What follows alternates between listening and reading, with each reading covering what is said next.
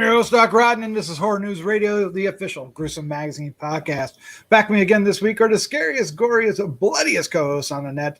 And tonight we're reviewing Shadow in the Cloud, the first release of 2021. It's a new year. Please. All right, joining me tonight to talk about this movie is the one and only Dave Dreher. How you doing, bud?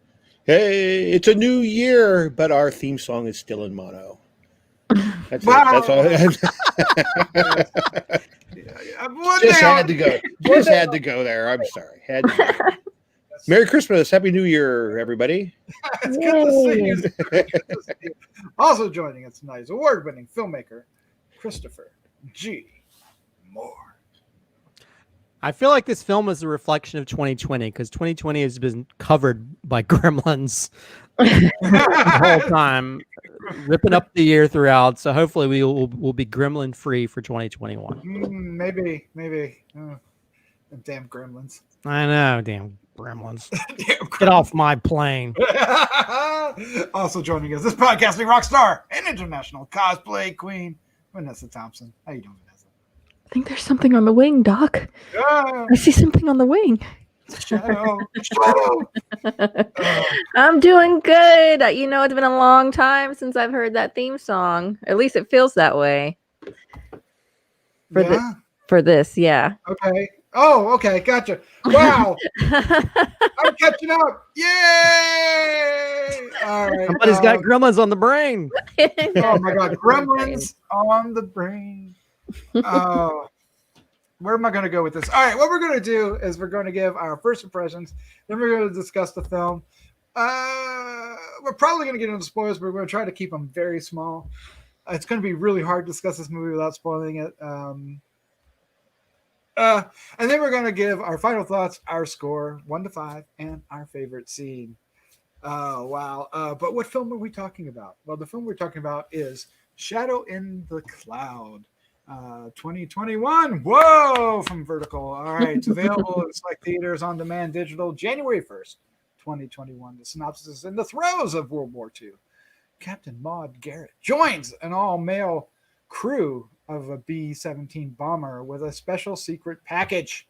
Caught off guard by the presence of the woman on a military flight, the crew tests Maude's every move.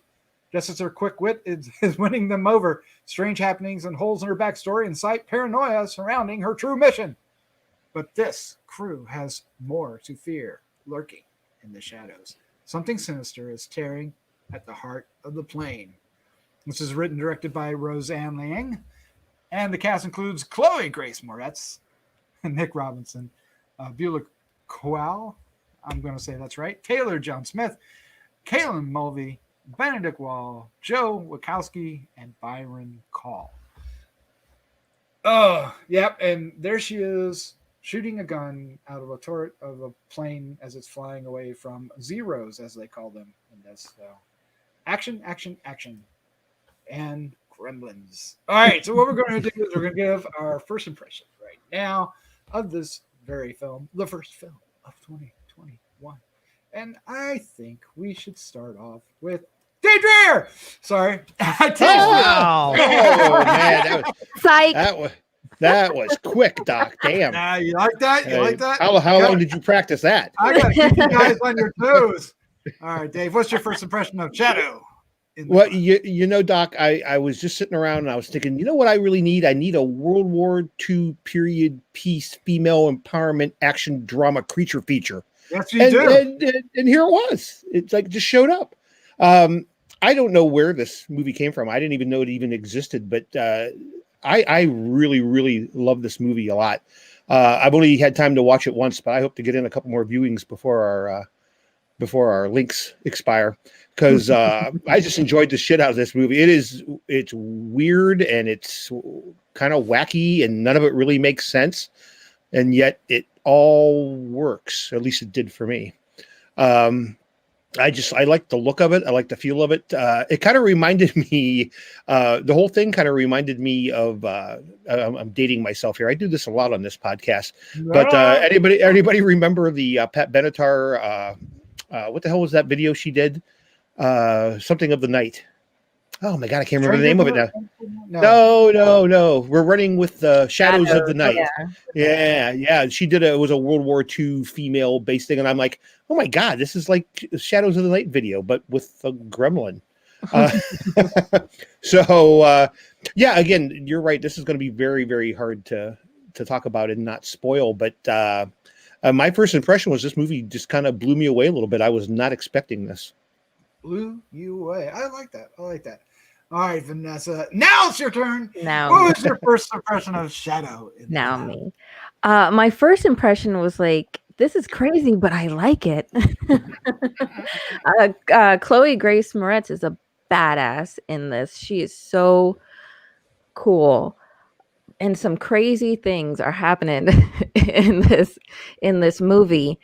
I do have to be honest, though. I really enjoyed this movie until we got to the credits and I saw someone's name on this as a co-writer. Oh, I was thinking, I saw it at the beginning. I was like, highly disappointed me and gives me very conflicted feelings and makes me view things in a different light. And that makes me sad because I genuinely have two views of this movie now. And the first one was that it was badass and awesome and weird and cool. And had my palms were sweating at certain moments in this. But then you find out who's involved and it makes you reconsider what you've seen. So my first impression is one of being conflicted in wanting to really, really love and champion for this movie, but feeling weird about it. Yeah, well, I guess we should go ahead and state that I left, not intentionally, but probably well off. I left off Max Landis's name and the credits for the writer during my copy and paste. So maybe a little foretelling there. Yes. All right. Well, this is going to be a fun discussion on that topic alone. All right, Christopher G. Moore, you're up next. What was your first impression of Shadow in the Cloud? Well, like I said when Vanessa was talking, when I saw Max Landis's name, I was like, ugh. But then I felt like, well, he was just there to inform the dialogue of the guys on the plane. Right. That's Oh my God! Did he not? It was directed by a female who co-wrote it, so I feel like all the other stuff probably was in her realm. I mean, not to say Max Landis isn't a talented person, but I don't like him as a person. So I'm thinking it more that the person at the helm of this film was a female, and I think there are elements of it that really work. There's some really great action scenes, although I feel like the first half of it feels almost like a play because it's good, right? It takes place in one specific area to where at some point I'm starting to think, well, were they so limited on budget they had to keep her in this small thing for a while? But there's some really intense scenes that take place in that sort of gunner thing. And then when they have the more action stuff, the second half, it goes crazy. But yeah, I think Chloe Moretz does a really great job in it. I think for me, because we're not in spoiler territory, what's in her case was the part I didn't like. I kind of wished it went to some realm where she was like a gremlin fighter. I almost feel like that if she'd been like some undercover person who heard there's like gremlins in this part of it would have been yeah. I don't know. And maybe it's just me having a cool idea. I thought my idea was better. To where like, but at the same time, I think what's in that case definitely adds an element of tension and scariness. But at the same time, I'm like, I'm not sure certain things somebody could do, but we see that with Indiana Jones. Although there's one moment of like, oh, come on. It kind of reminded me. What moment? I'm not going to say what it is, but it reminded me of the refrigerator part from I bet Indiana it's my Jones. favorite. It might be my favorite too. I was like, oh, come on. I mean, I don't know. I just like, I don't know about that, but I love. I mean, this feels like a combination of like, what's it? Is it Nightmare at 20,000 Feet? Twilight Zone. Yeah, it has a It little feels of like a that, yeah. mixture of that. And I don't know if you guys ever watched Amazing Stories. There's a one where there's gremlins on the plane or whatever, and the guy's having to. Was it gremlins on the plane? I don't know. I haven't seen it in such a long time. It kind of reminded me of that episode of Amazing Stories where the guy has to draw parts of the plane that are coming off. But anyway, I thought it was worked really well. The ending, I was like cheering Yeah. what happens, because to me that kind of thing normally just happens with the guy characters, and when with her, it's almost like a hold my beer moment. Yeah. She even pulled off her sleeve. I'm gonna go take care of this, and I was like, so that ending made me so happy, even though parts of the CGI No was kind of spoilers. No spoilers. yeah, I'm not going to say anything, but even though CGI's in that part were kind of like, Yeah. but I love the design of the creatures. Are almost like, without giving anything away, very almost like a bat to some degree. But those creatures were scary. It kind of reminds me of aliens or those type of, claustrophobic environments where something's coming after you. And then you have those great moments, even though it almost feels like a radio play at some point where you hear what's happening to other people in the plane and stuff. But yeah, it's I think, yeah, there's some really great action moments that made me sort of like, oh, this is kind of cool. But then some of the story elements kind of got a little wonky for me, to where it's like, not sure about that, but still, I think it's a great, pardon the pun, a great ride. Yeah. From beginning to end. Even though they really hammer down the whole sexist, racist crew members, which is like, okay, we get it. These guys are just, but anyway, I enjoyed it. Yeah, I thought they handled that actually pretty well. The one thing that I found interesting to kind of leap off of your comments is that we're always following Chloe's character, the Maude Garrett or Maude Johnson character, right? We're always following her. We're never with any of the other characters unless she's with the characters. And if we see the other characters when we're not with her, it's really presented in an interesting way. And we'll talk more about that, which is one of the, there's so much I loved about this. I thought the director's style in handling this was so perfect for this movie. I really, really was jonesing for this director's take on this. She's so good. What a great handle on the action and the character moments and the close-ups and everything.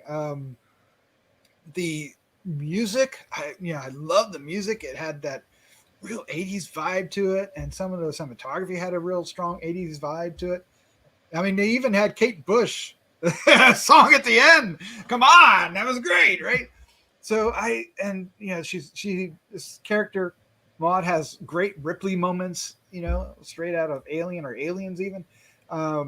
It has kind of that speed film, the good parts of Speed, when it just has, it's all action. I mean, we start with her arriving on the runway, right, and gets in the plane, and boom, we're off, right? The backstory that we get is all in the context of the story that we're watching, and I love the structure of this. I just love how this film was structured, and there are some great shots of Chloe Grace Moretz in this when she is going all out action star. It is a monster film, but it's more on the action sci-fi monster film side of things. But at the same time, it has its moments. The monster is very creepy, and they don't shy away from it, but they don't linger on it either, thankfully. So it works. Having it take place almost entirely inside this plane. I totally got the makeup of it. I totally, from all the little crevices and angles. And then there are a number of moments that you're like, I don't think that's how it happened. I don't think there's plenty But at the same time, even the most egregious one, which is probably the best one, gives us the great line after it from one of the guys who are usually being complete absolute dicks, has a great line. And it's my favorite line in the movie. But oh man, I've already watched this movie twice, and I almost watched it again today before the show. I just want to say 2021 is starting off on a strong foot, and I'm already thinking about my top 10 for next year. I really do love this movie. Absolutely love it. Now, how much of it is on Chloe Grace Moretz? Let's start there. Oh, all of it. The male characters are just bouncing boards for her to just bounce off of, for her character to do things around and to and for, to interact with. But really, it's about her. She carried this entire movie, like you said. It is about her the whole time, and she's really a tough little badass woman. And I really I liked how hardcore they went with these nasty men. I think that really that was kind of like, how do we show how bad it was for so long all at once? How bad can we make you feel all at once so that you understand how bad it is all the time? And I think that really worked, because I was so pissed. I bet you were. Time they opened their mouth, I was like, oh my God. Like anger and my blood boiling. And that's go ahead. I was gonna say, I loved her reaction to it though, because we basically hear it because she puts on the headphones, right? Mm-hmm. And she's hearing it over the intercoms or whatever, the communications, and her reaction, her face said a lot of not only her how she felt, but also of the time, because her reaction wasn't necessarily as strong as today's woman would have. Right. Well, you tie that into her personal story, right? Of what we find out later on, and you realize, oh, this is things that she's been dealing with all the time, all the way back to home, to work, to everything. And she makes a comment, about someone keeping their job while she's ejected from the military, and it's such a true and painful statement, and it kind of just ties all that together. I liked her motivation too. And Christopher, you talked about the box. I liked what was in the box, because I thought if there was, Aliens kind of touches on that too, in a more metaphysical way, right? With Newt, but the motherly love, right? Because spoilers, there's a baby in the box. That she, she's not, when she screams, you don't know the lengths I would go to. I totally bought it. I totally believe that she would climb out on that way. Well, that's a good reason for her to do that. How possible that is for any living human being. But this is a movie, so we kind of believe that they go to any lengths to save. I don't know. I felt like that was such an out there concept that, but that gives a reason for why she's fighting, because that scene where the gremlin, I guess, is given away a little bit, but when the gremlin takes the box, mm-hmm. I'm like, oh my God, I'm almost thinking, do they have the balls to do what I think they're about to do? Because I just expected that gremlin just to throw. Do they have the balls to do what Max Landis' father did? Oh God. Oh. Sorry. Wow. I'm sorry. Wow. Sorry. Wow. Touche. Funny to laugh about people being hurt. But and also, I don't think they really didn't delineate from the guys in the plane as much, to where there was parts I'm not sure which guy is what. Yeah. You know what I mean? I think that's intentional, right? Which is probably intentional, but it was like, like when the one guy showed up, I was like, is that is that the Walt guy or is that the other guy? I mean, other than the Irish guy, which I kind of knew, but other than the co-pilot, I couldn't really tell who was what. You know what I mean?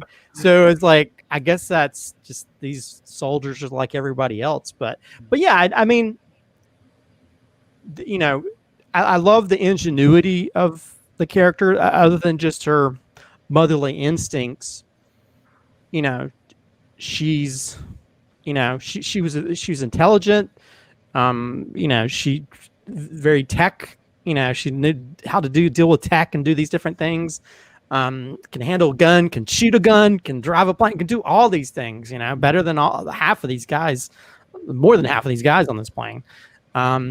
So she's such a multi-talented, badass female character that you know you could see that she's willing to go to any lengths to protect her child and that kind of thing. But yeah, I don't know. It's such an out there to where I the whole time I'm like, what if they just throw her box in the back without knowing it's. Plus, I think that baby's probably got shaken baby syndrome at this point. But I do think they explained why, you know, the one pilot, not the pilot, but the one person on the ship was going to take care of that box. It made sense. That makes sense. I don't know. I kind of wish that there was another reason, but it makes sense for the story for why she's fighting so much to make sure. Well, it also makes sense why she's on that particular plane. But we should talk about the Gremlins because I want Dave to chime in here. He's been way too quiet. and I'm pretty sure the Gremlins is what you would like to talk about, although I think there's a lot more that you would like to say as well. But let's start there, and then you could segue into anything. There's going to be a lot that rides on how well these Gremlins are realized. What is your opinion, sir? I like the way they went with it. I mean, I'm not honestly. Like I said, I only watched it the one time. I'd like to watch it a second time to be sure. But it almost looked like a combination CGI stop motion kind of thing. I'm not sure how they generated these things or what they were. It was some type of a hybrid. What did they affect? So.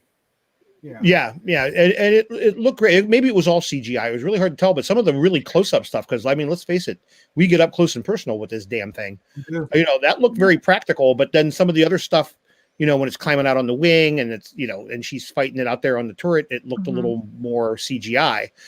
Good CGI, but CGI nonetheless. So, but I liked it. I liked the way they realized it. You said it best. I think you said it, Doc, when you said they were kind of bat-like, or maybe it was Christopher. You know, they had kind of a bat rat, because at one point in time, somebody says there's a big rat. How big a rat's get Yeah, you know, and it does have that it does have that look to it. But I really think in this, I think this movie could have been just as effective even without the Gremlins. I mean, it was nice that they were there. I liked the creature feature aspect of it, but I'm not sure we really needed it to effectively tell this story. Well, isn't that a good sign of a movie? No, absolutely. Yeah, that's a great sign. You know, and I also like the way, you know, the way this was structured. I mean, we're given all the information we need within like the first 5 minutes of this movie. We just don't know we have it because the things are presented to us, you know, when she's on that runway with the broken arm and the case and the, you know, and all that stuff. And, you know, it's all there. It doesn't necessarily make sense. Because at first I was like, is this like some kind of a ghosting? Because the one plane takes off and she like turns around, and the other plane's just like behind her. And I'm like, well, where the fuck that plane come from? You know, it's all foggy and misty. And I wasn't really quite sure what we were getting into. Oh, it looked fantastic. Yeah, it looked great. But I was just like, okay, you know, where did this come from? But I like that. I like the fact that, you know, it was kind of mystical almost right from the get-go. So, you know, and then really the whole thing's structured that way. Once she gets, I mean, almost immediately she's down in that turret. I mean, they get her down in there, like with what, in the first almost right away. Yeah.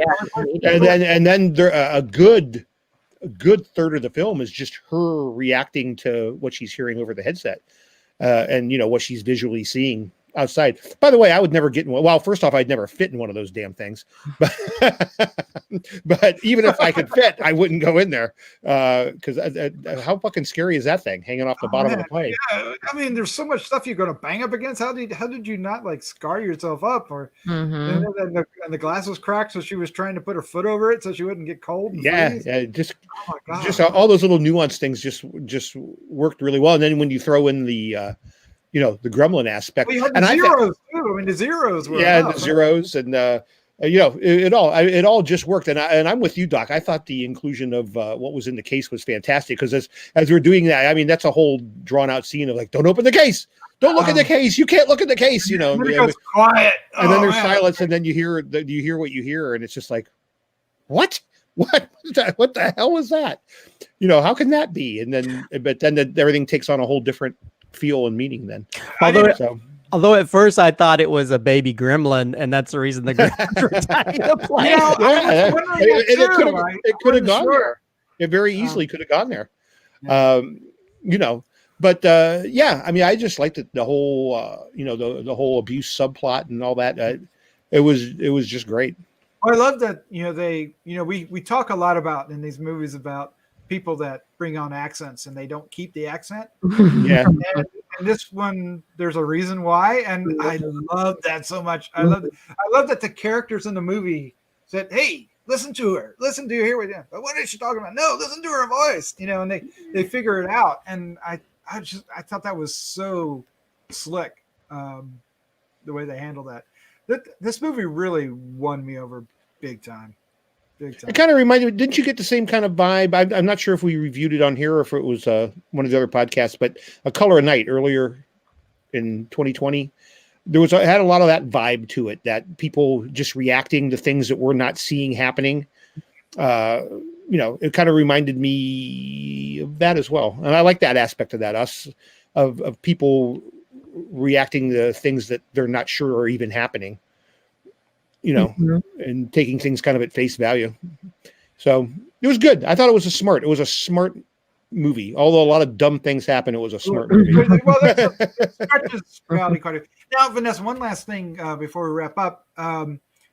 We've made a lot of comments about how the soldiers on the plane treat our main character, the Maude, right? There's an arc there, I would say. And at the end of the film, she's not treated the same way. Did you like how that played out? I mean, because she earns their respect, but is that a problem with the story, or does that help the story? Well, I think there's kind of two stories going on here, because you have the creature feature and the war movie and the mother, but I also think a lot of these things are kind of like metaphors, right? Because they describe what gremlins are. They're human mistakes. So she is trapped in this because of human mistakes. She's trapped in a church. There's a baby on board. She's a woman. She's the protector of life, right? She needs to usher life. She needs to protect new life. She's dealing with all these men. I think it was real important too at the end. One, she is the one who defeats the main villain, let's say. And then two, the moment where she's breastfeeding on top of like this small little mountain, and the men are like down cascading below her, like you're describing, I think all of those are saying more in what they're showing, right, than what they're actually saying. And I think a lot of that is kind of like transcending the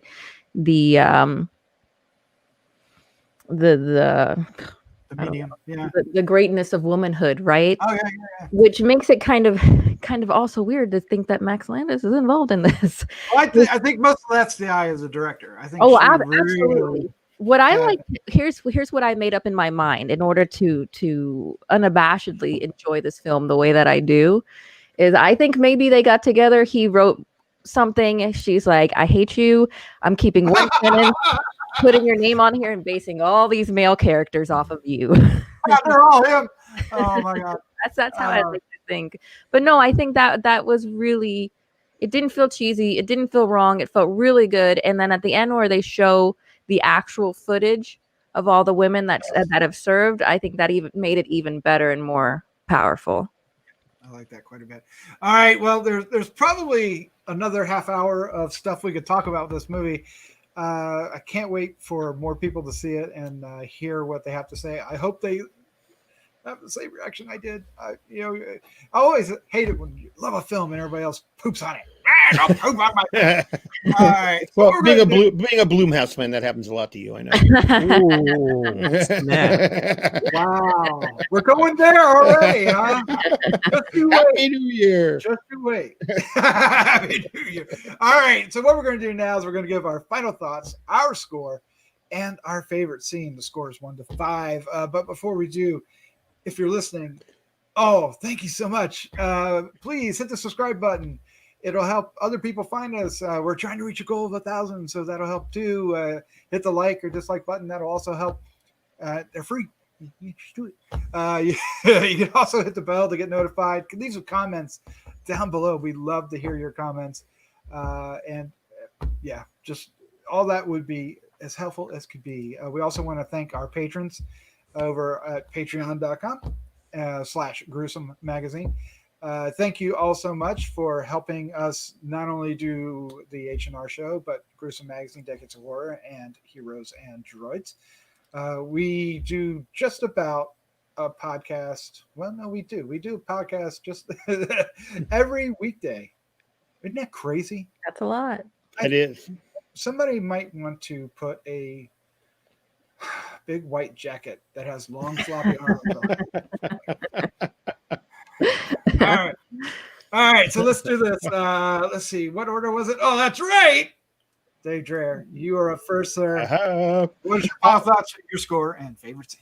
Well, I think I've pretty much made it clear that, like you, Doc, I really enjoyed this film a lot. I just had a shitload of fun with it. I, too, hope that it finds its audience. Again, you can't go into it being too literal. There's a lot of crazy shit that goes on in this thing. And I hope we didn't spoil it too much for you, because a lot of the fun from this comes from discovering these things yourself. Right. Maybe we need to put a big spoilery thing, because we kind of talked about some things maybe we shouldn't have. But it's really good, and Chloe does a fantastic job. She's a fine actress. We've followed her from what she was, Let Me In to Carrie to. I mean, she's really grown into quite the powerhouse, and this is definitely all her. I mean, she carries this 100%. So yeah, seek this one out and find it. I'd love to see this one on the big screen. Actually, this is one that I would actually love to see in the theater. So definitely for sure. Favorite scene? It has to be the final scene of the film. I mean, I literally cheered when the whole final scene is just fantastic. Perfect. But how it ends, and again, how it ends has been mentioned in the podcast already, but I don't want to spoil it. But it was definitely the ultimate female empowerment moment, I think. Yeah, totally works. It totally works. No, it's perfect. It really is. It couldn't have been more perfect. So I like that. I'm going to give this a super strong 4.25. Nice. Just so I can say this, Chloe's first film role was the Amityville Horror remake in 2005. I don't think I knew that. Oh wow, she was so little. Yeah, she was so little. Well, she was super little and Let Me In. She wasn't much older and Let Me In, I don't think. Yeah, that's crazy, isn't it? Yeah. She wasn't even 10 years old then. All right, Vanessa, you're up next. Your final thoughts, your score, and favorite scene. Well, we just reviewed Wonder Woman 1984, so be on the lookout for that if that doesn't come out first. Or if it did, go back and listen to it. Oh, there you go. That's why I have this on, but I decided to keep it on because I do believe that our lovely Maude is a Wonder Woman herself. I really enjoyed this. I thought it was super girl power. I have my conflicted feelings because of people involved, but just because somebody's name is on there doesn't mean that they really were the voice behind the message. And I felt like this was very layered. It was fun. It was a great kind of creature feature, like Dave said, and it was a great, World War II movie. It had that same kind of aspect, kind of like Overlord, right? You don't know you're going to watch a war movie. You think you're watching a zombie movie, and then you get something else. This had kind of feelings like that. And then we're talking about Twilight Zone, and you see the way that this director, the way she was inspired, and how she worked these things into her film without seeming tropey or just copying these things, but you see the inspiration and the way she made it her own, and I really, really like that a lot. And I like, me, sometimes I go too deep with things, but I like the idea of these metaphors throughout, leading to the end of this great powerhouse, the ultimate female, and I really like that a lot. I think Chloe's doing such a great job. I think she's going to be a really great genre actress as she gets older, because she already is. She's already someone whose face is so recognizable at this point, and she has such a sweet, vulnerable face at times, and it was nice to see her be able to be vulnerable like that in moments, but at the same time be such a badass, at the flip of a coin. So yeah, I think I'm going to give this one a 4. I think it's a good, solid 4. I like this one a lot. And the only reason I'm not giving it a higher score is because I do feel conflicted about people being involved. And I do believe that regardless of talent, if you're a bad person, you're a bad person. And we shouldn't reward that. But to be the director and the writer, I believe her name was Roseanne Liang. Yeah, she definitely deserves praise, because really this was a lot of fun and a great what'd you say, January 1st, great way to kick the door open to 2020. Kick it in, yeah, definitely. And with kicking the door open, big spoiler for my favorite scene, so please watch this. But it's the moment where she finally gets back into the plane. She's got the box. She falls out of the plane and she gets shot right back up into the plane. Yes. Welcome back to the party, baby. I love it. Oh my God. That was so perfect. And that was so much fun. It's so action hero-y. Like that's a you'd see that in Die Hard. And that is cool as shit to see I think we did see that in Die Hard. Right? Yeah, that's true. Powerful, talented, beautiful woman get to do something like that. It's really cool. I love that. I just love that guy's reaction too. I know. All right, Christopher G. Moore, what is your final thoughts, your score and favorite scene? Well, that's definitely not my favorite scene. Oh, to me, that's like the refrigerator scene from Indiana Jones and the Crystal Skull. But when you have action heroes, these things happen, and I'm glad that females can participate in such absurdity. We deserve to be just as absurd, Chris. And I will say she does her best Sylvester Stallone impersonation, because every time she's shooting a gun, she's like, oh! She's like screaming really loud. Yes! And I love those. I was like, wow, this is kind of cool, because it's like those like things that we used to see in the 80s and 90s action films where the guy's like, screaming while he's shooting a big gun, and so every time she's doing that, she's like screaming at the top of her lungs. And so I love that, where she's just like getting full into that action hero scenario, and she fulfills that from beginning to end. The ending is cheerworthy, because she basically pulls a Bruce Willis, Schwarzenegger, Sylvester Stallone throughout this. And she's even though they're treating her like she's ordering people around, and it's like, we need to do this, and nobody's listening. If you don't listen, you're gonna die. So yeah, it's a really well done action film. I'm not even going to mention that secondary idiot, but Roseanne Liang, I want to see what other things she does. She was at the helmet this, and so the script is just the foundation, or just the ingredients. It takes the director to take those ingredients and make a beautiful dish, and that's what this female director has done. and I'm giving all the props to her and none to that shadow in the toilet that co-wrote it. Wow. So The toilet. so anyway, it's a fun ride, and there's like so many tense moments that I actually got a little bit stressed and anxious about. And she goes full on action hero when she's crawling outside of the plane and shooting, and doing all these things, and trying to protect, what's in her little box. And so, yeah, it's a really wonderful action film that's got some great moments and you talked about flourishes, because there's a moment where when all the people are introducing themselves to her, you get to see their sort of this visual representation where they have almost like a red and a greenish light. Yeah. And so it's almost like dreamy, because she's having to imagine what they look like in her mind when they're all talking. And so I love those kind of things that show that this director isn't doing like a color by number version of this story. She's adding a little bit of extra visual flair to it. And me, I love a good visual flair. So that just makes me interested to see what she does after this. And I hope Chloe Moretz, I hope she gets more action things like this, or maybe she's going to fight dragons in the next one or whatever. I'll follow her wherever she goes. As for a rating, even